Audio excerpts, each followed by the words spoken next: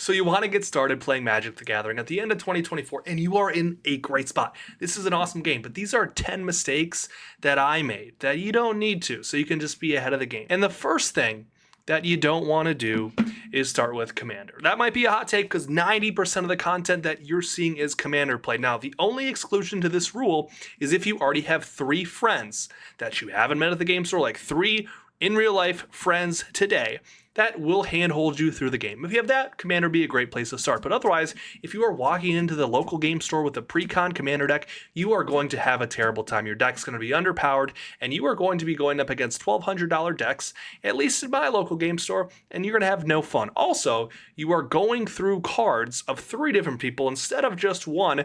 The game's going to take 2 hours, and you are going to leave mentally drained because you have absolutely no idea what's going on. Next up, you are going to start getting bombarded with ads for all the accessories of this game. Not just the cards, but the sleeves and the trinkets and the dice bags and all the stuff.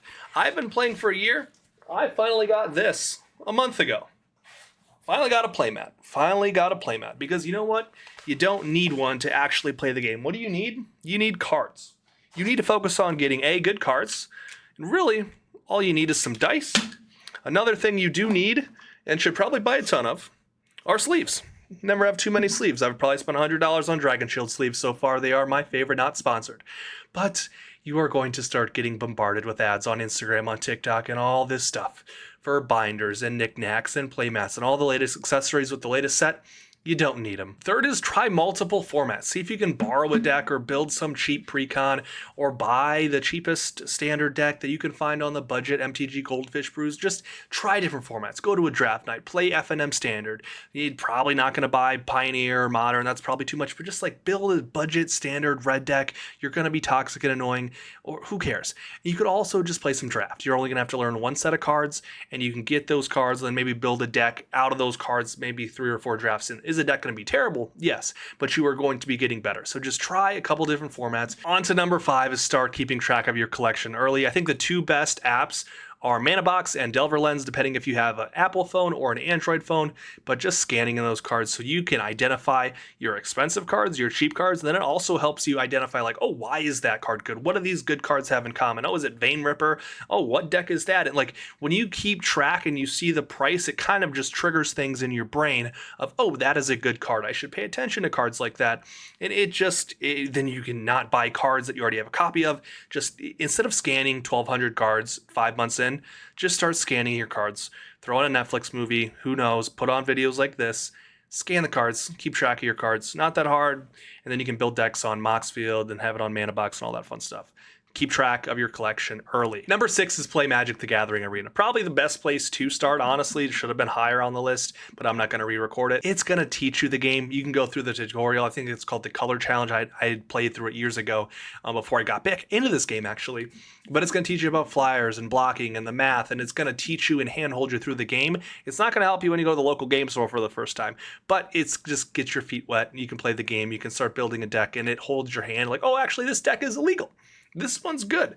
But yeah, get in there, get playing, just play the standard ladder, just don't play ranked.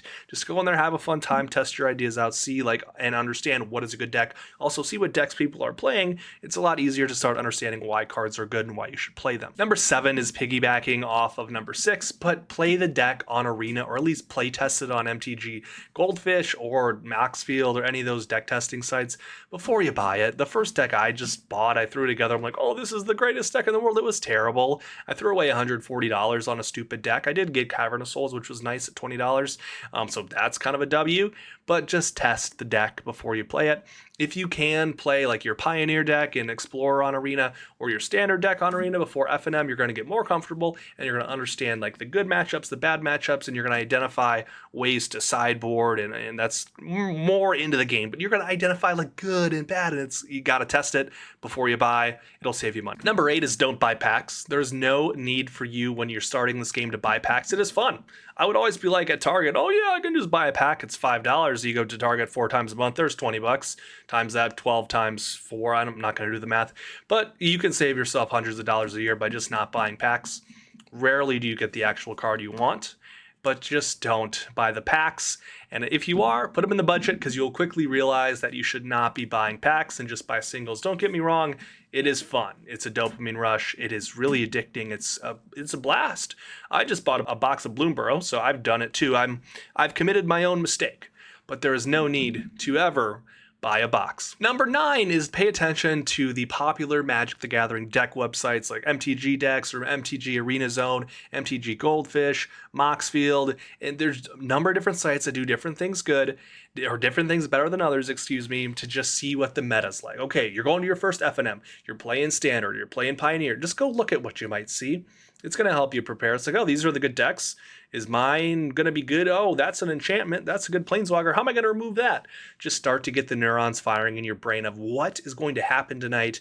Is my deck good? Why are these decks good? It's going to help you identify cards, help you identify matchups, help you identify cards to sideboard in for your deck. But just, if you can learn for 15 minutes a day, just on what's going on in the game, why things are good, it's going to help you a lot when you start. I didn't do that a lot. I just was just playing. I was just having fun with myself creating. And that's fun too. But I put myself back 4 to 5 months of just learning about decks because I was just not paying attention to the data that was already out there. And lastly, number 10, you just need to go into the local game store and play it in paper for the first time. You're probably going to get stomped. It's probably going to be terrible. You're going to make some misplays. You might forget what's actually going on. You might have to ask your opponent 3 or 4 times to read the card. It's the first time you go in. For me, it was a stressful, anxiety-fueled experience. It was tough. I drafted an all-white Ixalan deck, and I went 0-3 and got absolutely stomped. But you don't get any better by just playing Arena with it's holding your hand. You got to go in, play some paper. You're going to get so much better in real life, because you can talk to players. Oh, why did you do that? Why did you do that? Well, that's good. That's bad. Well, like, what do you think about my deck? Like, you're just going to get so much better talking with other humans about games that they're passionate about, and you can use their knowledge and expertise. It's going to be hard. Don't get me wrong. It is going to be hard. It's going to be daunting, but it will be worth it. So those are 10 tips for new players that I wish I would have known when I started playing about a year ago at this time. So thank you so much for watching. Like, comment, subscribe, and we will see you in the next video.